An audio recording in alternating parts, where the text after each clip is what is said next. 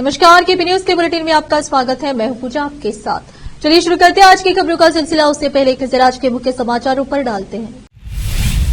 बीदर शहर के bank colony से चिकपेट स्थित भगवान जगन्नाथ की जाथा रैली निकाली गई। मैंने मूड़ा में भ्रष्टाचार की चेतावनी दी थी, भाजपा विधायक एस डी सोमशेखर ने कहा। जीका से संदिग्ध की मौत के बाद कर्नाटक स्वास्थ्य विभाग ने दिशा निर्देश जारी किए। झारखंड में हेमंत सोरेन ने जीता विश्वास प्रस्ताव, हासिल किया बहुमत। अगर 400 प्लस सीटें मिल जाती तो पीओ के केंद्रीय मंत्री ने कर दिया बड़ा दावा।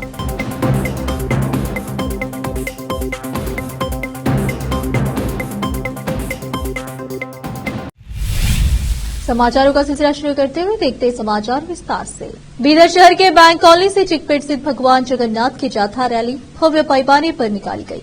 शहर के बैंक कॉलोनी में पूजा आदि करने के बाद यह रैली के शुभारंभ किया गया। सैकड़ों श्रद्धालुओं ने भाग लिया। कैमरामैन पप्पूराज का कवरेज।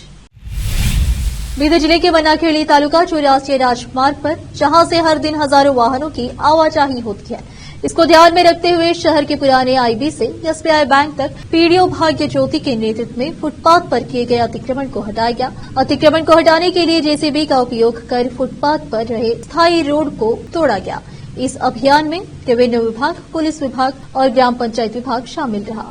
बनाखेड़ी से आजिम की रिपोर्ट। भाजपा विधायक एस डी सोमशेखर, जो पिछले भाजपा सरकार के दौरान मैसूरू जिले के प्रभारी मंत्री थे, उन्होंने खुलासा किया कि उनके कार्यकाल के दौरान मैसूर शहरी विकास प्राधिकरण में बड़े पैमाने पर भ्रष्टाचार हुआ था। सोमशेखर ने कहा कि उन्होंने सरकार को पत्र लिखा था और तत्कालीन मूड़ा आयुक्त का तबादला कराने का प्रयास किया था, क्योंकि साइटों का आवंटन 50-50 के अनुपात में किया गया था। हालांकि राज्य सरकार ने इसे खारिज कर दिया था। उन्होंने आयुक्त पर प्राधिकरण की बैठक बुलाए बिना ही साइट स्वीकृत करने का आरोप लगाया। उन्होंने आरोप लगाया कि आयुक्त ने नियमों का पालन नहीं किया, लेकिन जातिगत कारणों से सरकार ने उन्हें जारी रखा। उन्होंने कहा, अगर उनका तबादला कर दिया जाता तो यह बड़ा घोटाला नहीं होता। मैं चाहता हूं कि मूड़ा में प्रशासनिक सुधार हो। सोमशेखर ने कहा कि मूड़ा की बैठकों में पेश किए गए एजेंडे में ज्यादातर विषय विधायकों से संबंधित थे, जो मूड़ा के सदस्य भी थे, और उन्हें बिना किसी चर्चे के पारित कर दिया गया। उन्होंने याद दिलाया कि डिप्टी कमिश्नर ने सरकार को पत्र लिखा था, क्योंकि बैठकों में विषयों को बिना चर्चा के पारित कर दिया गया था। उन्होंने कहा कि मंड्या, चामराजनगर और मैसूर जिलों के कई विधायक स्थानीय मैसूर पता गलत बताकर मूड़ा के सदस्य बन गए हैं। उन्होंने कहा कि बेंगलुरु विकास प्राधिकरण के मामले में ऐसा नहीं है, जहां 2 विधायक, 2 पार्षद और 4 पार्टी कार्यकर्ता सदस्य हैं। सोमशेखर ने कहा कि उन्होंने न तो अपने लिए कोई जमीन आवंटित करवाई और न ही मूड़ा अधिकारियों को कोई सिफारिश की। उन्होंने कहा कि अगर आरोप साबित होता है तो वह इस्तीफा दे देंगे। रोकते समाचारों का सिलसिला एक ब्रेक के लिए, जल्द लौटते हैं ब्रेक के बाद।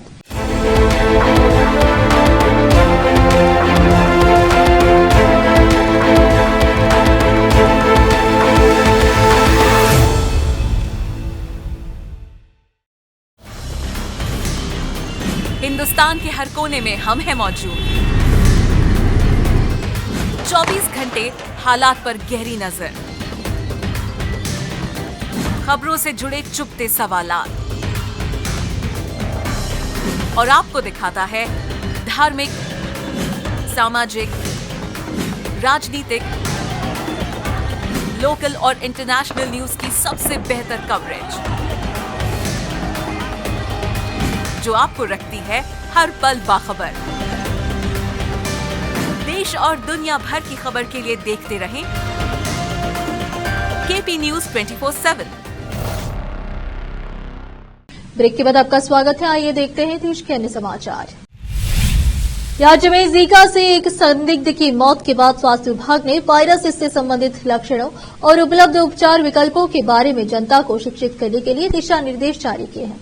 रविवार को जारी दिशा निर्देशों में स्वास्थ्य विभाग ने कहा, राज्य भर के सभी सरकारी अस्पतालों में जीका वायरस की जांच और उपचार निःशुल्क है। जीका एक वायरल संक्रमण है जो एडीज मच्छरों द्वारा फैलता है। वही प्रजाति डेंगू और चिकनगुनिया फैलाने के लिए जिम्मेदार है। ये मच्छर आमतौर पर दिन के उजाले में काटते हैं और साफ स्थिर पानी में प्रजनन करते हैं।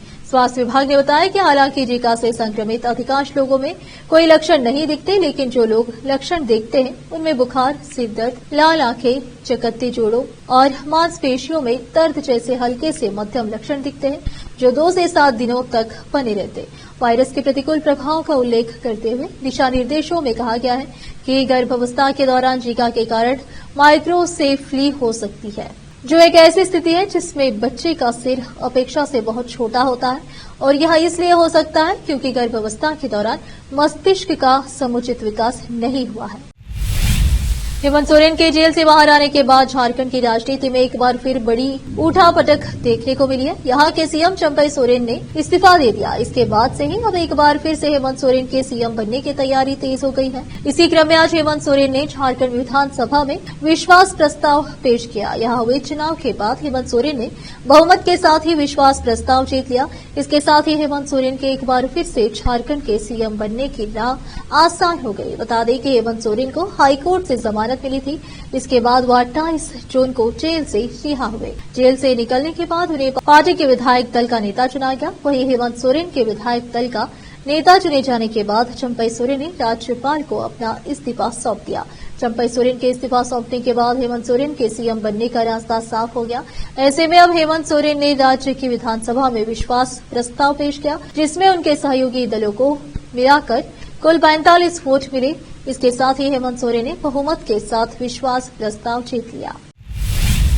लोकसभा चुनाव 2024 के बीच पाकिस्तान अधिकृत कश्मीर का मुद्दा काफी जोरों शोरों से उठाया गया था। अब चुनाव परिणाम और सरकार के गठन के बाद केंद्रीय मंत्री शिवसेना सांसद प्रतापराव जाधव ने पीओके को लेकर बड़ा दावा किया है। उन्होंने साफ तौर पर कहा है कि अगर एनडीए लोकसभा में 400 से ज्यादा सीटें जीत जाती तो पीओके को वापस लेना संभव हो जाता है। आइए जानते हैं कि केंद्रीय मंत्री प्रतापराव जाधव ने और क्या सब कहा है।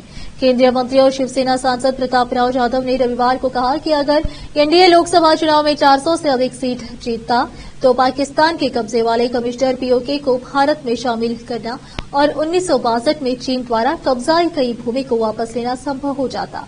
मंत्री ने कहा कि पीओके भारत का अभिन्न अंग होने के बावजूद पाकिस्तान के नियंत्रण में है। एक समारोह में केंद्रीय मंत्री और शिवसेना सांसद प्रतापराव जाधव ने ये भी दावा किया कि प्रधानमंत्री नरेंद्र मोदी भी लंबे समय से पीओके को भारत के मानचित्र में शामिल करने का सपना देख रहे हैं। उन्होंने कहा कि भारत का लक्ष्य 1962 के युद्ध के दौरान चीन द्वारा कब्जाई गई भूमि को पुनः प्राप्त करना भी है। जाधव ने दावा किया कि अगर 400 से अधिक सीटें जीत जाते तो 2/3 बहुमत प्राप्त होता, जिससे ये आकांक्षाएं संभव हो जाती। फिर से रोकते समाचारों का सिलसिला एक ब्रेक के लिए, जल्द लौटते हैं ब्रेक के बाद।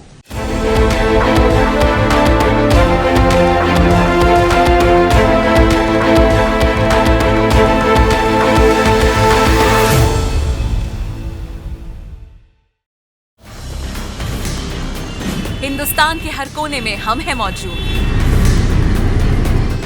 24 घंटे हालात पर गहरी नजर, खबरों से जुड़े चुपते सवालात, और आपको दिखाता है धार्मिक, सामाजिक, राजनीतिक, लोकल और इंटरनेशनल न्यूज की सबसे बेहतर कवरेज,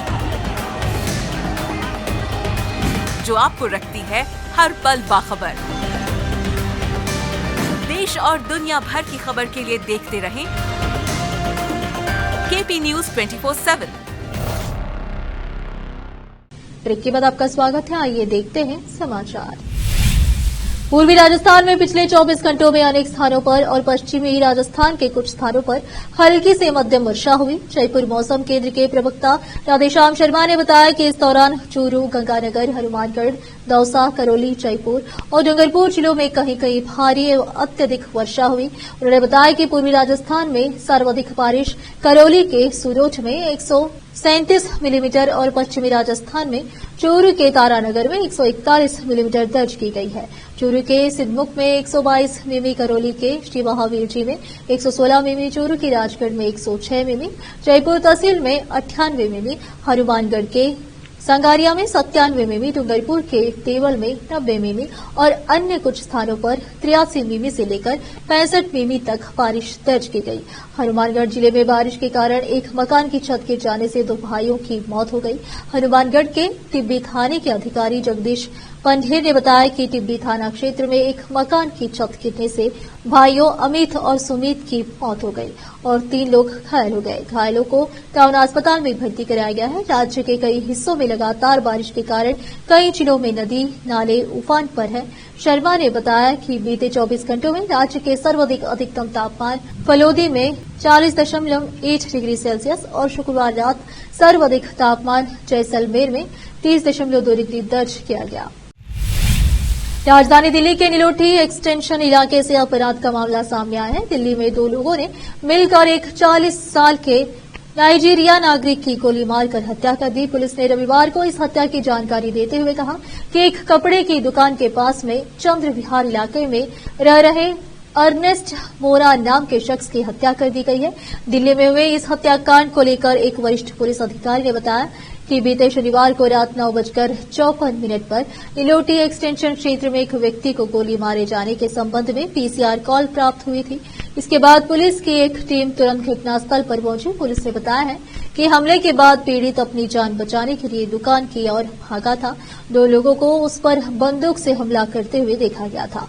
मृतक के शरीर पर 3 गोलियां लगी थी, 2 पेट पर और 1 पैर पर। उसे इलाज के लिए संजय गांधी अस्पताल ले जाया गया, लेकिन रविवार की सुबह उसने दम तोड़ दिया। नीलोटी एक्सटेंशन में हुई नाइजीरियाई व्यक्ति की हत्या के मामले में पुलिस ने बताया है कि हत्या वाला जगह पर फॉरेंसिक टीम को बुलाया गया और अपराध स्थल का निरीक्षण किया गया है। पुलिस ने बताया कि बाद में इस हत्या के मामले में एक शिकायत भी प्राप्त हुई और उसके अनुसार हत्या की धाराओं के साथ प्राथमिकी दर्ज कर ली गई। जांच जारी है।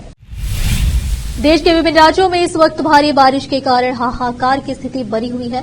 बारिश का असर परिवहन पर भी पड़ा है। उत्तर प्रदेश के पीलीभीत में लगातार हो रही तेज बारिश से बाढ़ की स्थिति उत्पन्न होने लगी है। इस बीच जिले में भारी बारिश के कारण रेलवे ट्रैक पर बनाई गई एक पुलिया पानी में बह गई है। इस भयानक घटना का वीडियो सोशल मीडिया पर वायरल हो रहा है। पीलीभीत में तेज बारिश के कारण जगह जगह रेलवे ट्रैकों पर पानी भरा हुआ है, जिससे रेल का संचालन बंद किया गया है। ऐसे में कुछ ही महीनों पहले पीलीभीत से लखनऊ की रेलवे लाइन को जोड़ने के लिए पीलीभीत जंक्शन से मैलानी जंक्शन तक बनाए गए रेलवे ट्रैक के शाहगंज स्टेशन और संडे हॉल्ट बीच बहने वाले सकरिया नाले के तेज बहाव के कारण रेलवे ट्रैक पर बनाई गई एक पुलिया पानी में बह गई। यह पुलिया बांग्ला गांव के पश्चिम में खंबा संख्या 241/2 व 243 के बीच में रेलवे की पुलिया बताई जा रही है, जिससे रेलवे ट्रैक क्षतिग्रस्त हो गया। इसके चलते रेलवे प्रशासन ने पीलीभीत होकर लखनऊ जाने वाली सभी ट्रेनों का संचालन बंद कर दिया है। साथ ही खटीमा पुल के पास रेलवे ट्रैक पर पानी खतरे के निशान से अधिक होने के कारण पीलीभीत से टनकपुर जाने वाली सभी ट्रेनों का संचालन भी बंद किया गया है। अमेरिकी अंतरिक्ष एजेंसी नासा के मंगल मिशन के चालक दल के सदस्य 1 साल की यात्रा के बाद अपने यान से बाहर निकले। हालांकि यह अंतरिक्ष यान कभी पृथ्वी से रवाना ही नहीं हुआ। दरअसल नासा ने ह्यूस्टन के जॉनसन स्पेस सेंटर में मंगल ग्रह के वातावरण का अनुकरण करते हुए एक आवास बनाया, जहां 12 महीने से अधिक समय तक बाहरी दुनिया से अलग रहने के बाद चालक दल के 4 सदस्य शनिवार की शाम करीब 5 बजे बाहर निकले। इस अभियान का उद्देश्य उन चुनौतियों का सामना करना है जो भविष्य में मंगल ग्रह पर मिशन भेजने के दौरान सामने आ सकती है। इसमें शामिल चालक दल के सदस्यों ने अंतरिक्ष में चहलकदमी यानी मार्स वॉक का अनुकरण किया और साथ ही सब्जियां भी उगाई। केली हेस्टन, अंका सिलारियो, रॉस रॉकवेल और नाथन जोम्स 25 जून 2023 को 3D प्रिंटेड आवास में घुसे। चिकित्सक और मिशन के चिकित्सा अधिकारी जोन्स ने कहा कि कैद में उनके 378 दिन जल्दी बीत गए। ये चारों वैज्ञानिक लाल ग्रह जैसे वातावरण में 1700 वर्ग फुट के स्थान के भीतर रहे। उन्होंने समिति संसाधन अलग थलग रहने और पृथ्वी से संचार में 22 मिनट तक की देरी समेत भविष्य में मंगल ग्रह पर आने वाली संभावित चुनौतियों का सामना किया। फिर से एक नजर मुख्य समाचारों पर। बीदर शहर के बैंक कॉलोनी से चिकपेट स्थित भगवान जगन्नाथ की जाथा रैली निकाली गई। मैंने मूडा में भ्रष्टाचार की चेतावनी दी थी, भाजपा विधायक एस डी सोमशेखर ने कहा। जीका से संदिग्ध की मौत के बाद कर्नाटक स्वास्थ्य विभाग ने दिशा निर्देश जारी किए। झारखंड में हेमंत सोरेन ने जीता विश्वास प्रस्ताव, हासिल किया बहुमत। अगर 400 प्लस सीटें मिल जाती तो पीओ के केंद्रीय मंत्री ने कर दिया बड़ा दावा।